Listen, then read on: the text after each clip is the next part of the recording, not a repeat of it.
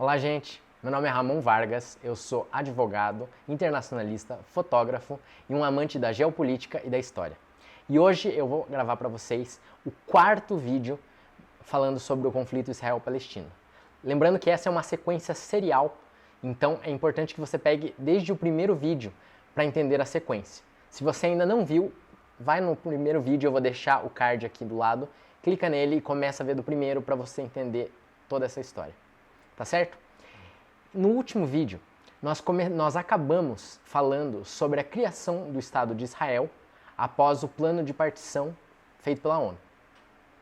Então, em 1948, o Estado de Israel é fundado quando os israelenses declaram a sua independência.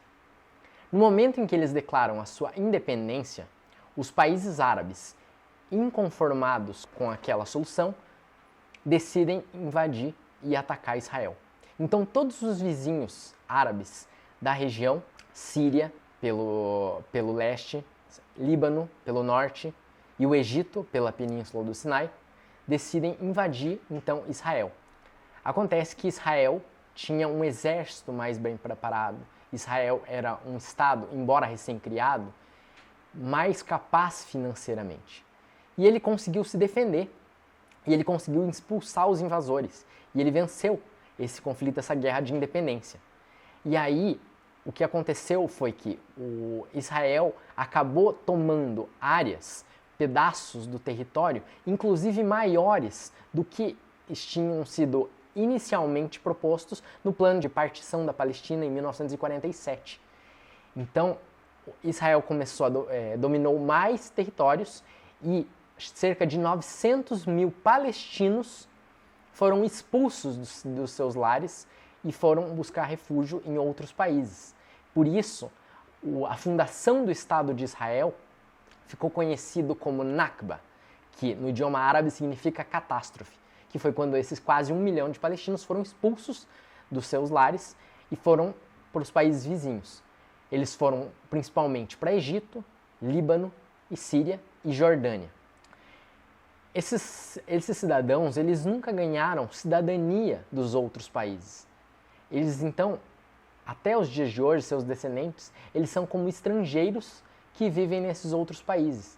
Havia, inclusive, a intenção desses países árabes, Egito, Líbano, Jordânia, Síria, de não conceder a cidadania aos palestinos que foram para lá, como uma forma de pressionar pela criação de um Estado palestino independente. Então, em 1948, aconteceu essa guerra de independência, que foi a primeira das guerras árabe-israelenses. Nas décadas seguintes, foram vários desses conflitos entre os vizinhos árabes e os israelenses. E esses conflitos foram acentuando a incapacidade de diálogo entre os árabes, defendendo a causa palestina, e os israelenses. Então, em 1948 foi feita essa guerra, em 1949 houve um armistício, um cessar-fogo, que deu basicamente uma pausa no conflito. Mas ele não se encerrou, não houve um acordo de paz, efetivamente. Em 1956 acontece um outro conflito, dessa vez com o Egito. O que acontece? Como eu falei no vídeo anterior, o final do século XIX, começo do século XX, era permeado pelo imperialismo europeu nos continentes asiático e africano. Quem ocupava e quem dominava o Egito nessa época era principalmente o Reino Unido. E foi construído ali ao lado da península do Sinai o canal de Suez.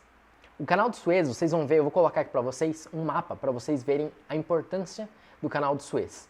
Dê uma olhadinha aqui por onde ele passa, que o canal de Suez é um importante caminho para rotas comerciais que vêm do Extremo Oriente chegarem à Europa.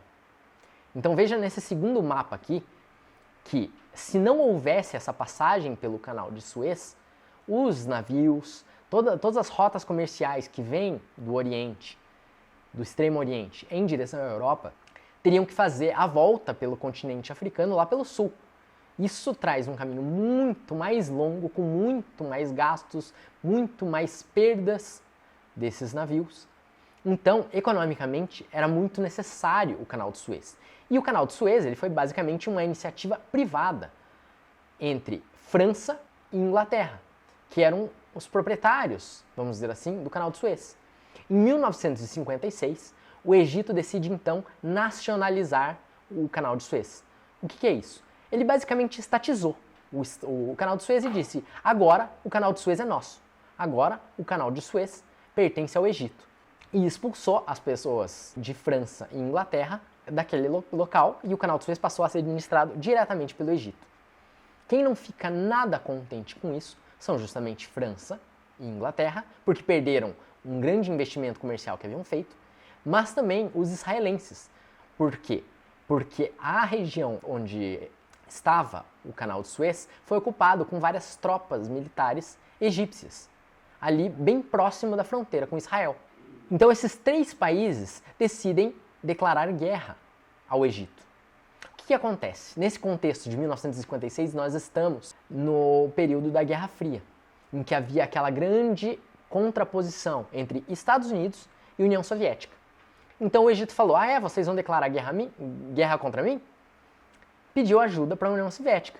Falou: olha, União Soviética, esses países estão querendo me invadir.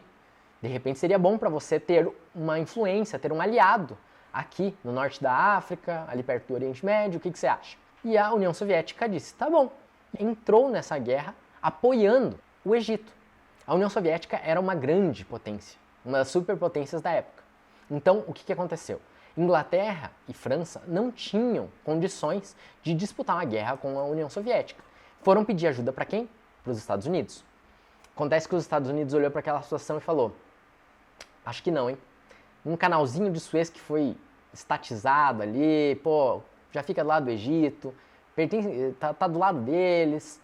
Acho que não vale a pena entrar em conflito com a outra grande superpotência nuclear do planeta, e não entrou no conflito. Então, a consequência é que a Guerra de Suez foi efetivamente vencida pelo Egito, que nacionalizou o canal e manteve as suas tropas ali. Nesse contexto, Israel foi vencido e França e Inglaterra também. A tensão continuou no ar, inclusive pela próxima década. Até que em 1966, o que acontece? Israel alega que ele detectou pelos seus setores de inteligência a iminência de invasão por parte dos seus vizinhos árabes. E ele então invade todos esses países, invade territórios que pertenciam a todos esses países. Então, numa guerra relâmpago, em que Israel pegou de surpresa todos os seus inimigos vizinhos, Israel conseguiu dominar a península do Sinai, que pertencia ao Egito, dominou toda a Cisjordânia, que então era ocupada pela Jordânia, dominou as colinas de Golã, que é um território geograficamente, geopoliticamente muito estratégico e que pertence à Síria, e uma pequena faixa, que é hoje onde se localiza o Líbano. O que acontece? Foi uma guerra relâmpago em que eles pegaram seus vizinhos de surpresa e conseguiram dominar toda aquela região. Eles venceram a guerra em 6 dias. Foi efetivamente um conflito muito rápido.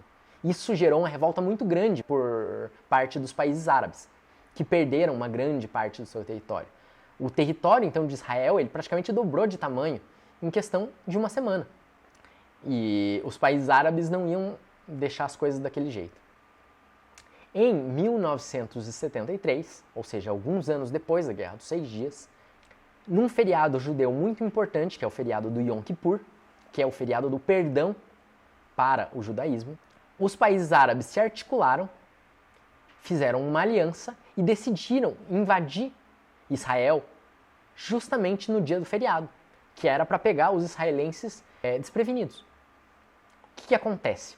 Nessa guerra, eles conseguem rapidamente recuperar grande parte dos territórios que foram ocupados por Israel na Guerra dos 6 Dias. Então eles começam essa guerra vencendo. Só que Israel tinha de fato um exército mais equipado do que os dos seus vizinhos, e ele contou nessa guerra pela primeira vez de maneira oficial, porque de maneira extraoficial isso já tinha acontecido na Guerra dos 6 Dias e até mesmo na Guerra da Independência, mas dessa vez de maneira oficial os Estados Unidos apoiam financeiramente, e militarmente Israel. Israel então consegue se recuperar dessa guerra e consegue manter os territórios então que ele tinha anexado na Guerra dos 6 Dias. Qual que é a consequência disso? Os outros países árabes, eles perdem a guerra porque eles não conseguem retomar o controle dos seus territórios e Israel se sagra vencedora nesse conflito da Guerra do Yom Kippur, muito embora eles tenham começado perdendo. Então eles se organizam e eles percebem nessa época, na década de 70, que tinha uma fonte de combustíveis fósseis que era muito importante para o mundo, que era o petróleo, e que grande parte das reservas estavam lá, sendo extraídas e administradas por petrolíferas dos Estados Unidos e de países europeus. Então, nessa década de 70, os países árabes se organizam e decidem nacionalizar as suas reservas de petróleo. Ou seja, todos aqueles investimentos e toda aquela disponibilidade de petróleo que havia cessou de um dia para o outro. O que acontece com isso, então, é que o preço do barril de petróleo dispara. Em aproximadamente um mês, o preço do barril de petróleo, que custava cerca de 4 dólares na época, vai para cerca de 12 dólares. Então, o preço mais do que triplica em menos de um mês. Esse foi o primeiro choque do petróleo. Nesse momento, os países europeus e os Estados Unidos perceberam, então, que era importante e estratégico terem alianças com aqueles países, porque a fonte desses combustíveis fósseis era de grande importância para a economia mundial. Então, os Estados Unidos faz uma mediação para que houvesse um acordo no contexto desse primeiro choque do petróleo. E os Estados Unidos ajuda a mediar a negociação entre Egito e Israel. Nessa guerra, então, qual que foi o acordo feito? O Egito, nenhum dos países árabes reconhecia o Estado de Israel. Eles se referiam a Israel como a entidade sionista. Ou seja, basicamente um grupo sionista que almejava a criação de um Estado judeu e que dominou aquela região, mas eles não reconheciam o país. Mas era importante para Israel ter o reconhecimento oficial diplomático por parte dos seus vizinhos. Então é formalizada uma aliança com o Egito, em que Israel devolve toda a península do Sinai para o Egito, e o Egito, em contrapartida, reconhece o Estado de Israel formalmente e estabelece formalmente relações diplomáticas com Israel nessa época. E foi então que nesse contexto conseguiu se estabilizar o primeiro choque do petróleo e as coisas voltaram a uma certa normalidade. Porém, outros países, e isso levou a outros conflitos depois, porque a região da Cisjordânia ela não foi desocupada por Israel. As colinas de Golã também não foram. Até hoje, as colinas de Golã estão ocupadas por Israel e que eles consideram que é seu território. Então, esses outros países árabes do entorno, como Líbano, Síria, continuam não reconhecendo o Estado de Israel e não estabelecendo relações diplomáticas formais com ele. Por esse estabelecimento de relações, os egípcios, então, alguns egípcios extremistas radicais, vinculados à Irmandade Muçulmana, que é hoje considerado um grupo terrorista no Egito, assassinam o então presidente do Egito, Anwar Sadat, justamente por ter negociado com o que eles entendiam que eram terroristas, que eram os israelenses. Então, nesse momento, os Estados Unidos conseguem colocar um outro político egípcio lá, que era mais favorável aos seus interesses no Egito, sucedendo então o Sadat. Colocaram o Mubarak, que vai ser derrubado, ficou no poder por várias décadas e foi derrubado só no contexto da Primavera Árabe, já agora no século XXI. Então, esse foi um resumo breve e sucinto do que foram essas guerras árabes e israelenses no pós-declaração de independência do Estado de Israel. E para demonstrar como esse conflito era latente, não só com os palestinos que tinham sido expulsos de suas casas, mas também com seus vizinhos árabes. Esses conflitos eles não envolviam apenas os palestinos, mas também os cidadãos desses outros países.